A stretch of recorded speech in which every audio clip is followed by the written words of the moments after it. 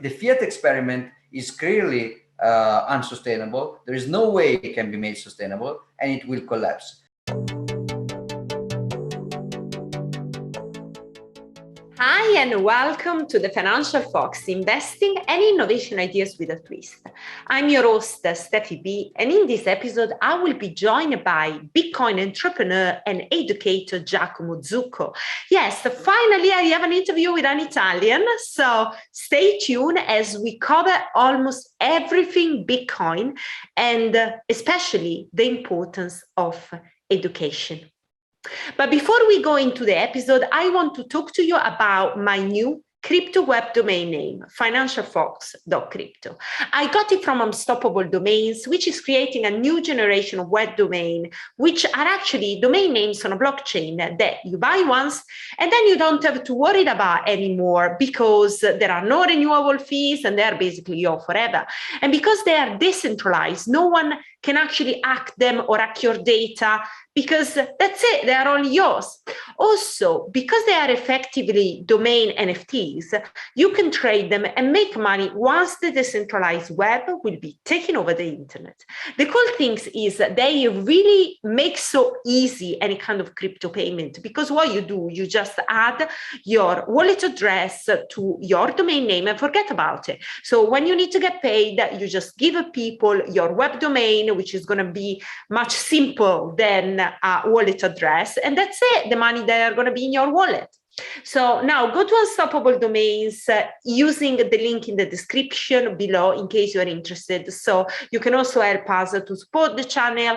And if you want to do a little bit more because you like the work we are doing, you like the content, then you can make a donation in Bitcoin, Ethereum, or USDC to financialfox.crypto. And that will be super appreciated. Hi, Giacomo, how are you? I'm great, thank you. What about you? I am fine. It is great to finally have an Italian who talks crypto and is very enthusiastic about Bitcoin on the show. So it is a pleasure to have you here. And formally, I'm a Swiss resident, but yeah, originally I'm Italian, and my Oxfordian accent betrays that. So yes. Well, you are a well-known person in the crypto space, especially for your work as a Bitcoin entrepreneur. I will say that because I was looking at your history, how you got into Bitcoin, and it's kind of like a really entrepreneurial spirit to leave your job and just dive deep into a new assets, and then, stressing on education, becoming a consultant. So I kind of find really fascinating the work that you have done. Thanks. Yeah, it was entrepreneurial, especially up to 3 years ago. Recently, I started to tone down a little bit the enterprise effort in order to be more freelance that can better manage his time with the family and everything. But yeah, I tried out many startup models. Most of them failed, of course. I've been a co-founder with a mining farm. I worked for a very fortunate Bitcoin wallet, which was back then Green Address. Now it's Blockstream Green, and a couple of consultancy firms. It was a very I even co-founded a traceability on blockchain enterprise that was complete nonsense. But back then it seemed like a good idea in 2014. Yeah, exactly. Well, let's start from the beginning. Why you just left everything and you embraced Bitcoin? Around the end of 2012, I was working since a few years in Accenture as a technology consultant, and Bitcoin started to come up in a very different context. For example, one context was my job. It came up as a technology, like a payment innovation. So there were the very first talks about blockchain and peer-to-peer payment mechanism and so on. Then it came up in my political activism area in two very different sides of it. One was my basically the fact that I was hanging out with guys focused on, Julian Assange, WikiLeaks, Anonymous, this kind of internet-based alternative culture, a little bit left libertarian. And they started to talk a lot about Bitcoin as a privacy tool, especially as a privacy tool, and as a censorship resistance tool. So, for example, WikiLeaks was banned from receiving money through MasterCard and Visa because it was used to publish records of of war crimes by the U.S. Army. So they started accepting Bitcoin, and people who wanted privacy started to pay each other in Bitcoin. So there was this kind of more progressive, privacy-oriented group. And then I was also hanging out virtually with a lot of, I would say, gold bags and fans of, the Austrian schools of economics, all about gold standard and against inflation, and about business cycles and effects of fiat money on society. This was a very separate political group, but they are also started to talk about Bitcoin as a new version of the gold standard for permissionless saving and stuff like that.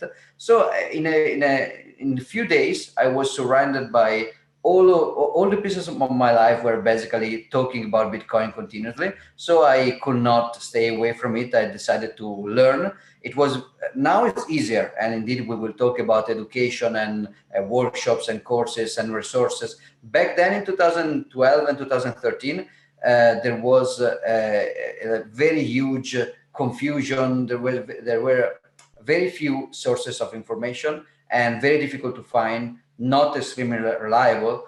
Even the main website, bitcoin.org, is not really a very good resource to learn about Bitcoin deeply. So I spent a few months learning, and then when I felt I was understanding it, I had to quit the job and focusing on it completely, and it was impossible to avoid. Even now, after many years, after 8 years, it's still difficult to think about something else. Yeah, that's amazing to see the enthusiasm. So, right. So you mentioned an element that is quite interesting from my side, is about privacy, right?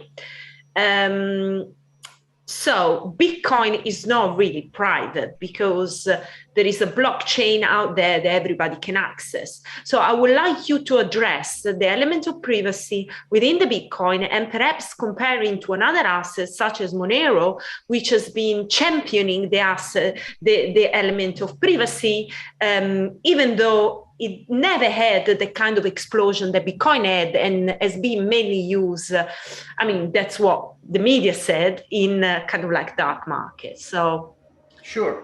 So, well, I will try to say privacy, which is more British, and I will try to use that version. So, Bitcoin was born with privacy in mind. In the white paper, there is a chapter about privacy, and that was one of the stated goals.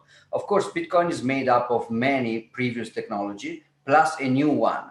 All the previous technologies were very good with privacy. They were very compatible with privacy, public key cryptography, or peer-to-peer connection over the internet. Everything was fine with privacy, except the new innovation that Satoshi had to introduce, which was this blockchain, or he called it time chain. So this global shared consensus where everybody must download and verify informations about the payments made by everybody else. It's like when I give you some gold nugget or some gold coin, every other gold owner in the world has to know that we exchanged gold in order for it to function, which was it was a breakthrough because it made possible to start Bitcoin finally after many years of research. Bitcoin started because there was this new technology, the blockchain, but this technology was very bad for privacy, exactly because everybody must have and store all the information about everything that everybody else does forever. Like if I buy coffee, if I pay for some coffee today with on-chain Bitcoin, then somebody downloading and synchronizing their node in 2030, they will have to know about my Bitcoin transaction to pay for this coffee forever. So this is bad for privacy. After that, there has been a line of research to mitigate this problem. For example, in Monero, but even in other altcoins, what they do is they keep sending information from everybody to everybody else forever, but they somehow encrypt this information. They obfuscate it. They obfuscate it in many ways. In Monero, for example, the obfuscation is cryptographic. So you still send the information about you to everybody forever, but this information is cryptographically obfuscated in order for only your receiving party to read it in clear, and everybody else will not be able to read it. This comes to a cost, though, because the second problem of blockchains, apart from privacy, is scalability. A system where everybody needs to keep information about everybody else forever cannot scale. Gold can scale because if I give you a gold nugget, everybody else doesn't have to update the register. In blockchain, everybody else does have to update the register. So Bitcoin already has huge scalability problems. In stuff like Monero, for example, scalability problems become completely overwhelming. So much so that if the number of people using Bitcoin today used Monero instead, Monero would be completely impossible to use. As of an example, this is a little bit technical, but just to give you an example, a single signature in Bitcoin is smaller than a signature in Monero and faster to verify. You cannot have a Monero wallet that will verify all the signature because they're big and they are slower to verify. Also, Monero has to, this is a little bit technical, but Monero has to store the spend transaction output list. So the list of all the transactions that have been spent in the past, while Bitcoin only has to store the unspent transaction output database, which is smaller. So if all the people using Bitcoin actually use Monero, Monero will just be unsustainable. It's cool because it's an experiment, but it cannot really replace Bitcoin. What we can do to improve privacy is to go the other way around. Instead of sending information to everybody but obfuscate it, we just retain the information and we omit the information, and we try to send the information only to the relevant party and to hit the blockchain only when strictly necessary and not always. For example, I buy you a coffee today, I will buy a coffee using Lightning Network on top of Bitcoin, and we may discuss about that. And only when strictly necessary, I will go back on chain. This is different from Monero approach. Monero approach is everybody knows everything, but encrypted, so slower and bigger. In Lightning, the thing is not everybody must to know everything. Let's omit the information. So it's privacy by omission instead of privacy by obfuscation.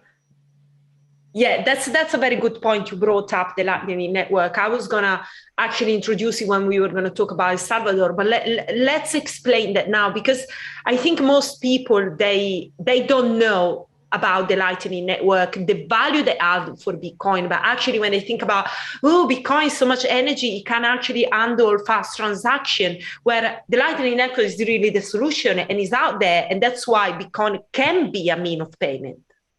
Yeah, it can. There will be some challenges to the use as mean of payments, which are mostly price related, volatility and stuff like that. Yeah. But the challenge about scalability can be, if not completely solved, mostly mitigated by the Lightning Network. What is the Lightning Network? Basically, the Lightning Network is a layered solution on top of the Bitcoin blockchain. If I have to pay for a coffee with, let's say I have to pay for several coffees, instead of updating my my state on the blockchain every time, which everybody else will have to download and validate, I will just open some kind of tab with you, and I will pay privately to you 1 coffee, 2 coffee, 3 coffee, and then at the end of the interaction, we will settle with only 1 transaction. Of course, this is an analogy I used to explain, but it's an improper analogy, because every commercial tab in a pub is a trust-based mechanism. You are trusting me that I'm not going to run away from the pub before I paid. In Lightning Network, everything is trustless, because I will create a valid Bitcoin transaction, but instead of broadcasting it to the blockchain, I will just give it to you, the transaction, privately. You will keep it, then I will consume, then I will give you another one, then another one, and only at the end, you will be able to, the last valid transaction will be able to win over the previous ones. So there is a trustless security model. I don't have to trust you, you don't have to trust me. We are basically omitting the broadcasting until the last part. This is one part of Lightning Network, which is the channel. So I open a channel with you and we can pay each other on this channel without eating the global consensus, without bothering the other Bitcoin users.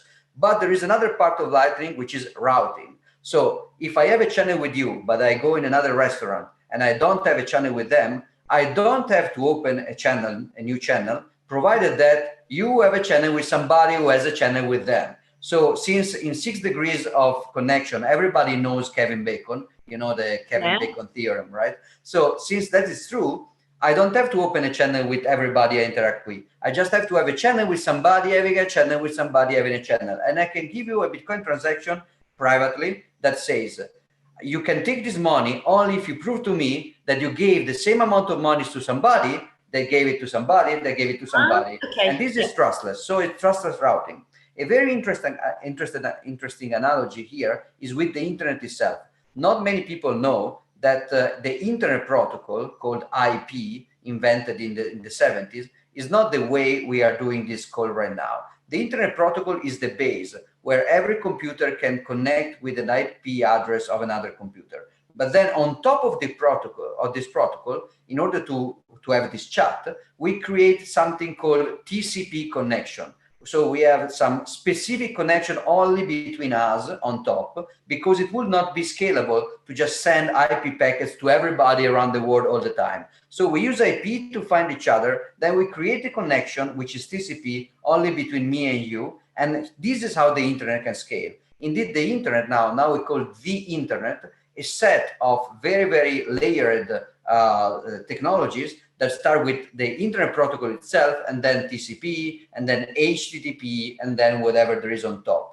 Bitcoin will be the same. The base layer, the Bitcoin protocol, BP, is the layer base, but on top, you have to use this the second layer, which is called Lightning Network Protocol, and on top, we will also have third layers and fourth layers and stuff like that, the more we go on. Okay, right. I think that's a very good explanation. So let's go back to El Salvador. Sure.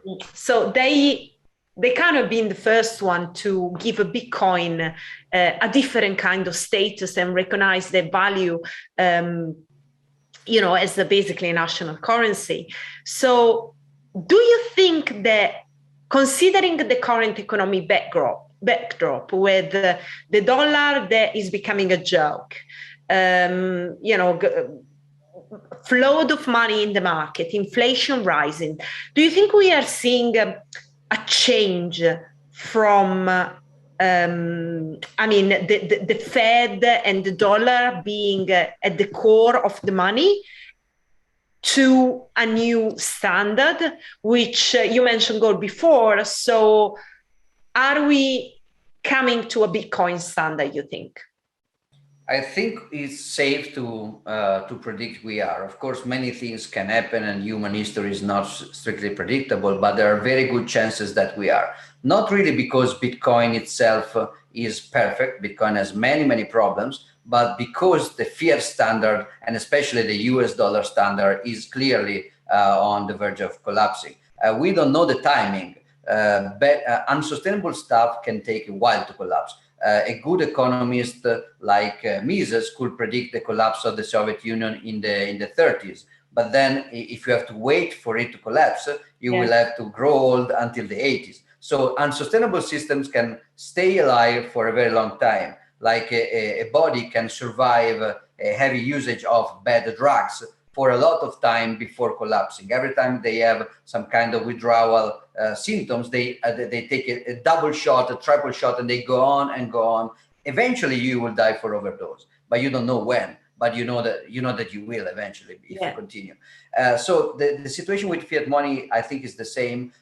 Historically speaking, global reserve fiat money never lasted never arrived to see 2 centuries of continuous adoption. We had, if you look at the chart of the history of reserve currencies, the US dollar just last, but after 100 years, 150 years, usually they do collapse. In this case, the US dollar is not even like the previous global standards. It's even different because it's a new kind of experiment.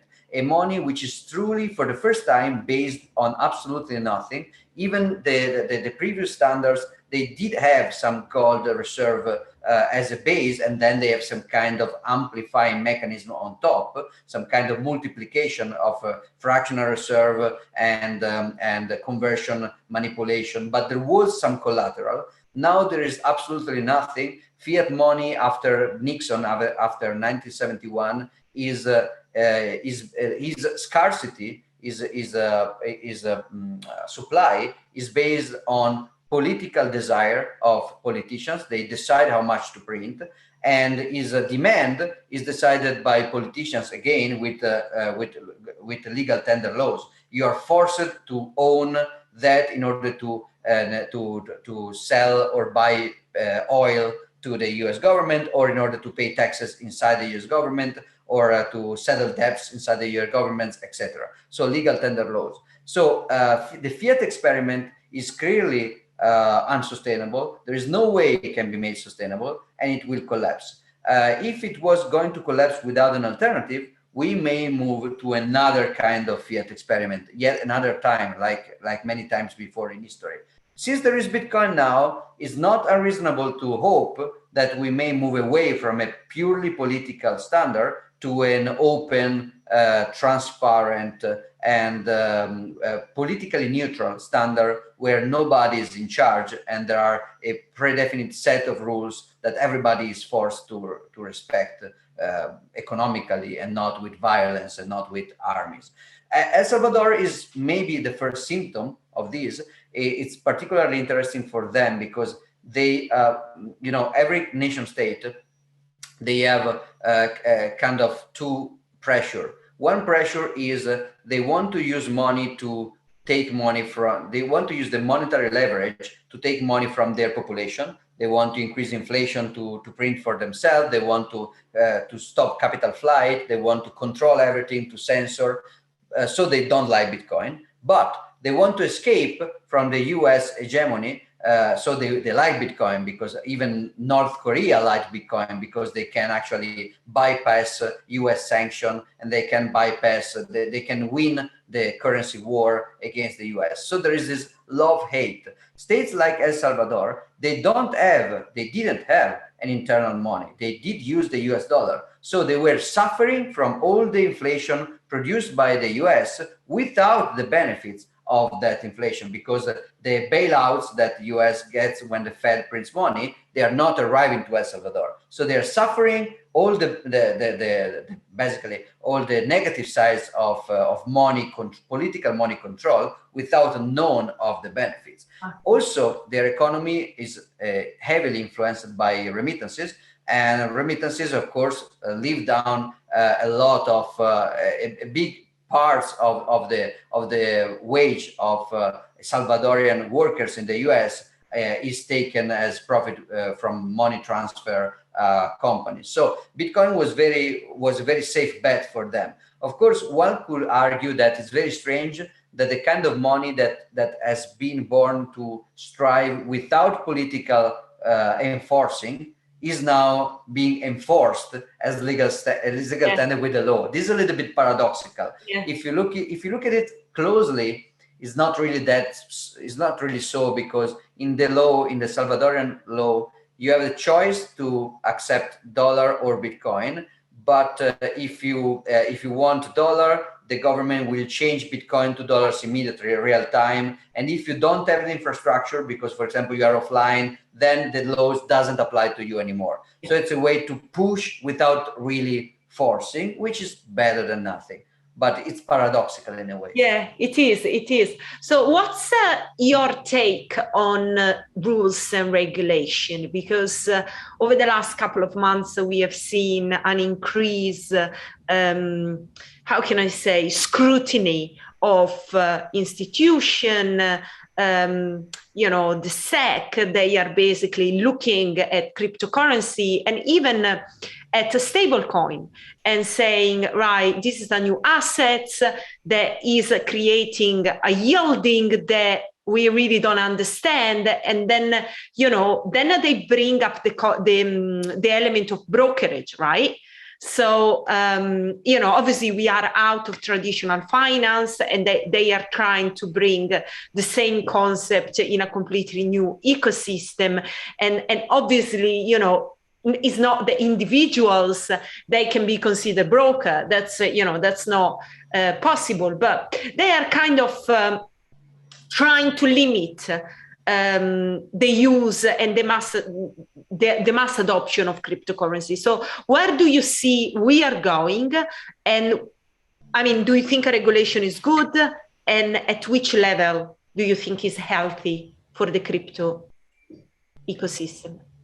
I think regulation is good when it's locally enforced, locally generated, spontaneously adopted by the relevant parties. So if me and you, we decide that we want to split the bill for the dinner and we decide some rules, or we want to play a game and we agree with the rules of the game we're playing, rules are good because we agreed to participate and we have to maintain these rules and respect these rules. Otherwise, everything is chaotic and we cannot rely on interaction rules. But this is a good example because me and you, we locally decided to agree to this rule, and now we're just keeping each other, we're just enforcing each other, but we have information about our goals, we have skin in the game, we are responsible, we are not all powerful, we're not completely without checks. So it's a local enforcement. And these kind of rules are, for example, traditions, customs, contracts, and stuff like that.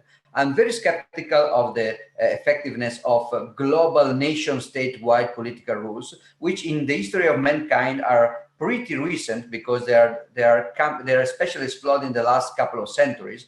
Over the course of human history, rules have mostly been local customs, customary laws. Even the UK common law is still a little bit based on custom and precedences, while this case of centrally planned global rules, they tend to be disastrous. They tend to be disastrous for two reasons. Because one, they are a form of centralization. The politicians writing these rules and the bureaucrats applying these rules and the cops enforcing this rule, they have no information, no skin in the game, no responsibility. And then they will produce some kind of distortion, and then you will need some other rule to correct the distortion that this rule applied. So there is basically a feedback loop of disaster. When you distort the market, then something bad happens, so you need a new rule. For example, the government will decide with a rule that I take your money and I give it to a bank because the banks are my lobbyist friends. But now the moral hazard I created is that they will start to lose even more money because they will risk more. So now I have to create a new rule to forbid them from risking too much. So I will have to put reserve constraints and stuff like that. And will go on and on and on. The things like Bitcoin, I think they are a particular set of tools. They've been created by people that think that political nation state. Oh, sorry, I said two reasons. One, because it's too centralizing. Rules cannot apply to everybody. Risk assessment is different. The priorities are different. Information is disseminated. So we have to decide locally, not globally. But the other problem is that nation states, with their political imposition, also prevents from global standard to form. For example, in many parts of Europe, before the 19th century nation states, there was people naturally converging over the same language, which is the one we're both Italian and we're speaking in English because it's a global standard. This kind of stuff, like mathematics, like language, like written alphabets, they don't emerge like the internet, like Bitcoin. They don't emerge for political decision. They emerge for a spontaneous adoption of a standard. And nation state can actually fracture the standards in order to privilege this currency, this language, that language. They will crush the languages of the minorities. They will try to impose the language of the majority. They will fraction also standards and custom and global custom. So Bitcoin is part of a set of tools which was created by people who thinks that political regulation is bad, but just saying loud that it's bad and trying to lobby against it is useless. It's bad or it's not enough. It's better to build stuff that cannot be regulated at scale. An example of it would be like BitTorrent for file sharing.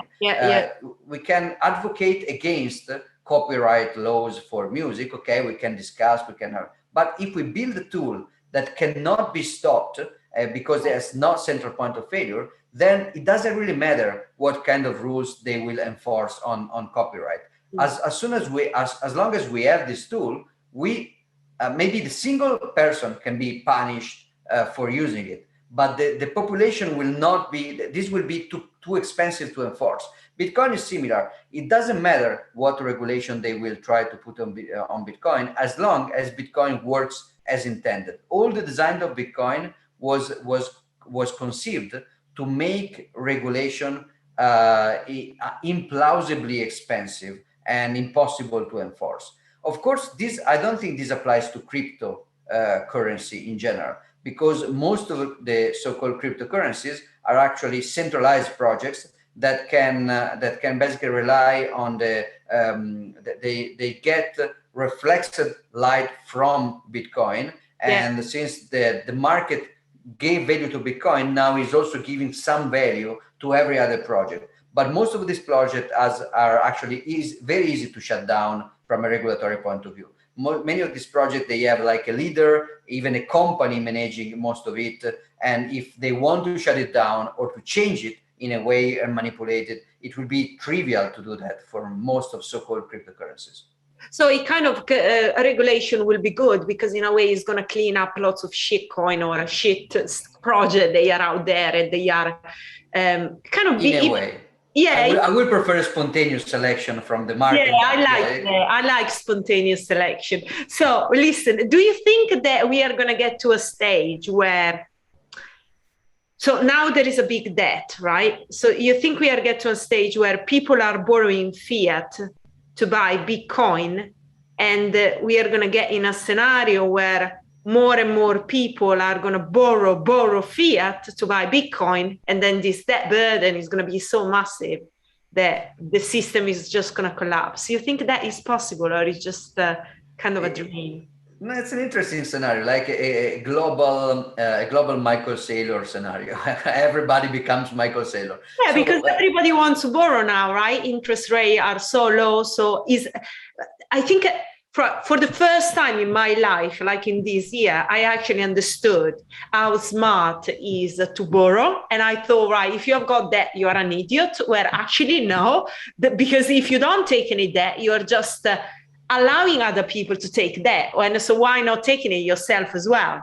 So yeah, that's the perverse mechanism of fiat money. Fiat money is distorting the market, discouraging saving and encouraging debt. For our grandparents, the normal, and for everybody before them, the normal course of events would: I will work, I will sacrifice some consumption today, I will save, I will use the saving that will increase in value if correctly managed to buy my new activity and to improve my activity, to buy a new home and to create intergenerational wealth. That was the model. Now the model is: I work and I don't spend less sacrificing any consumption. I spend more because I will borrow from the future. Because why? Because fiat money is a tool intended to basically to favor basically debtors over creditors. The reason is that the state, we through the central banks manage the monetary policy. They are the biggest debtor of all. They hold the greatest part of the global debt. So is it rational for an individual subject to join the state in this bias game, in this unfair game? Yes, it's actually locally reasonable. It's not sustainable though. So people who are borrowing in order to build something that will last, they actually may take advantage of the manipulation of money by the nation states. People who are just borrowing in order to consume today without creating any alternative saving mechanism, they may actually be crushed by the collapse when the collapse will arrive. And I think it will eventually arrive because, economical laws are just a little bit like physical laws. You don't know the time because it's complex, more like biological laws, like we said before about drugs or about medicine. You can push it, but eventually the laws will catch up to you. So we say, if you are borrowing fiat money in order to, for example, buy Bitcoin, so to do something that creates store of value for the future, I think that's reasonable. Risky because we don't know the timing and volatility is high. So you may be screwed if there are, for example, 3 years of bear market where you don't expect it. So yeah, you have to be careful, but it may be reasonable. What I think is not reasonable is to use debt in order to overconsume and save nothing for the future, because when the system will come down, you will be left with less than nothing. Yeah. Okay. Listen, you do lots of work consulting, but mainly educating people about Bitcoin. So I would like to understand what kind of things you're doing, and is it about workshop, is about event, is about, communicating via which means you are performing your role, your mission, because I like to call it like that, is a mission. You left everything to put yourself into Bitcoin and explain it to people, so they can really understand what is Bitcoin as an asset. So what you do, tell us. Yeah, so this is changing over time. So I will tell you also about the evolution, and the focus of on education is becoming extremely important right now for me. At the beginning, it always was, but in a different way. At the beginning, since 2013, my mission in educating people about Bitcoin was mostly a non-profit one. We organized free workshop, free meetups. So we, together with my wife, we organized in Milan when we were back in Italy. We organized the biggest Bitcoin meetup of Europe, the second biggest of the world, that lasted for a couple of years with every kind of international Bitcoin developers and speaker. Every major figure in Bitcoin was in Milan. It put Milan on the map for a while. And everybody was coming, and we were giving free education, and I was paying for that, and for free, just because it was important to share, important to increase awareness, and both on a global level, like why Bitcoin, so why it's important, what is inflation, what is censorship, what is privacy, why is it's money? important, Exactly. what is money, what is money, exactly. That nobody teach you, even at school. Even it's at school, like crazy. Even at university, not just in school, nobody knows how the monetary system works and what is produced. And so that's the why. But even though it's important, even the how, like now that you know what wallet you want to use, how can you keep your Bitcoin safe, what can you do to improve your privacy with Bitcoin, your anonymity, your security, how do you how do you manage volatility? Is it safe to buy everything now, or just to dollar cost average in a long period? So practical questions and big philosophical questions together. How did I pay for this? Since most of my startups, like the wallet, the money farm a little bit more, but the wallet or the tracking company, they were not profitable. What I did was mostly doing consultancy to big financial institutions. So if the Swiss bank has to implement a Bitcoin security system, they will pay, and I will use part of the money. I will keep part of the money. I will use part for free education. I think that over the year, especially recently, this model has to change, because the problem with free education is that you cannot compete with sustainable business model. They will outcompete you resource-wise. So the scammy ICO meetup will always have better location and better Lamborghinis around, and better flashlights and better signs in the sky with airplanes than you, because you're non-profit, they're for profit. And so you cannot compete with the noise which is produced by this kind of perverse crypto buzz, crypto hype. And also eventually the banks will stop paying you for information they can get for free. Like I remember some of my clients started to send some of their employees to the free meetup instead of just paying for the new workshop or the new consultancy. Exactly. I completely agree with you. So eventually it cannot work. So now I'm trying to transition to a I'm still discovering the right price, the right modality, but I try to transition to a more sustainable model, which is paid education, which is something which is not super scalable, but is fairly sustainable. And I think we can make it work. So we are reducing the amount of free stuff we are doing, and I'm doing paid workshop. For example, in 3 days from now, well, it depends when we go online, but very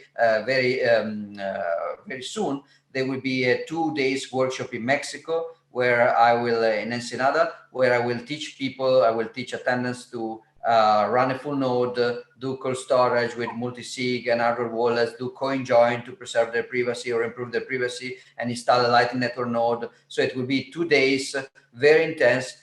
Sometimes I will do something which is simpler and smaller and quieter. Sometimes something which is even more advanced, if I'm able to do that, because I could know a lot of Bitcoin in 2013, and yet I was not all knowledgeable. But to know everything about Bitcoin 2021 is simply impossible. Nobody does.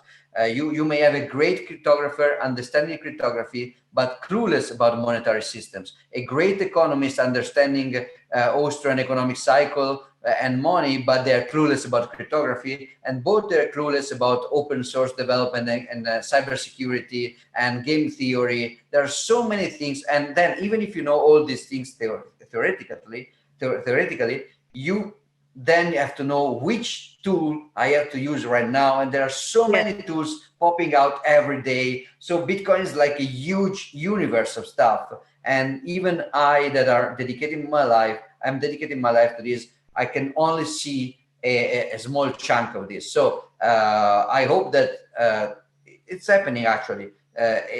Along with me, there will be plenty of other people teaching Bitcoin in different kinds of flavors and styles, and I think this is absolutely needed. Also because people are confused about about both things, about the theoretical needs and the theoretical framework, and about the practical way to go. And they easily fell prey. They guess basically people, if they don't educate themselves, they feel prey to two different kinds of tendency. One is just to ignore. So they remain no coiners because this is too complex, this is too exotic, this is too anarchist, I don't care for this stuff, this is like, I'm a normal guy, I don't want to know. Or you go the other way around.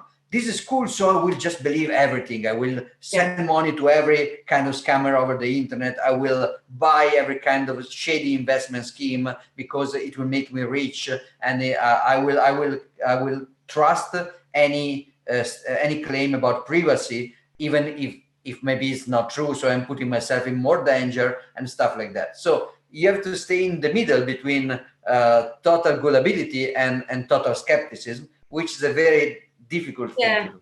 I see it's a very challenging job, very amazing what you're doing, and it is just great. Listen, I hope everything goes well in Mexico, and where people can find you online in case they want to use your services, or they want to come off some of your workshop that you are doing around the world. All the workshop will be published on my website, which is www.giacomozucco.com. So my name.com is GIACOMOZUCCO.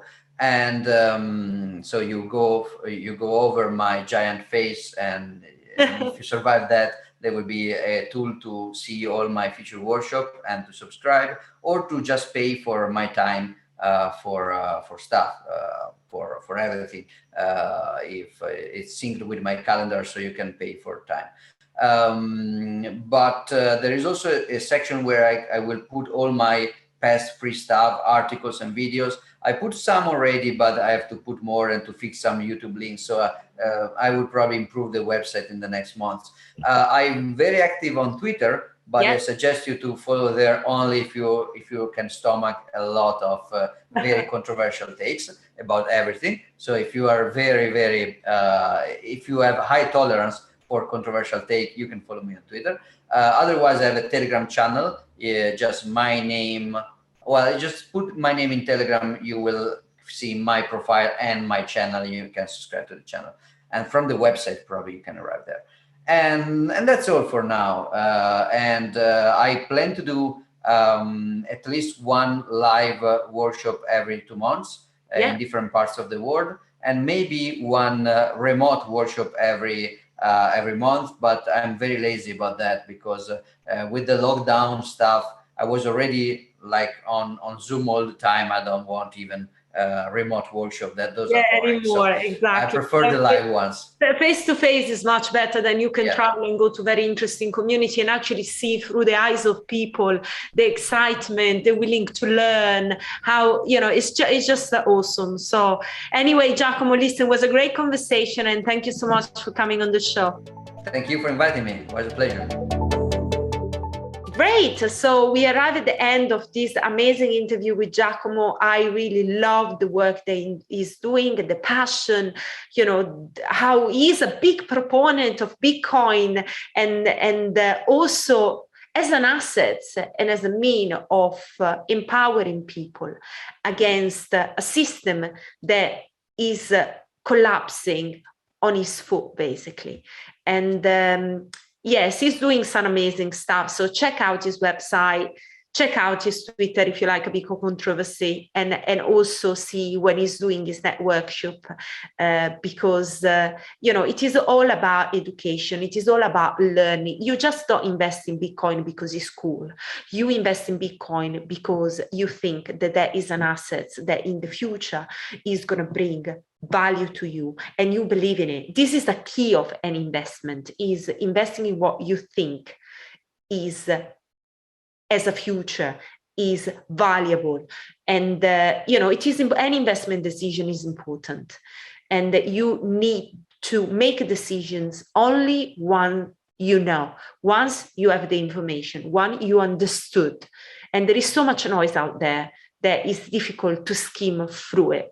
But you know, that's great that there are people such as Giacomo. They are giving so much education to people and to yourself as well, if you need it. So just if you're interested, just go on his website and check him out.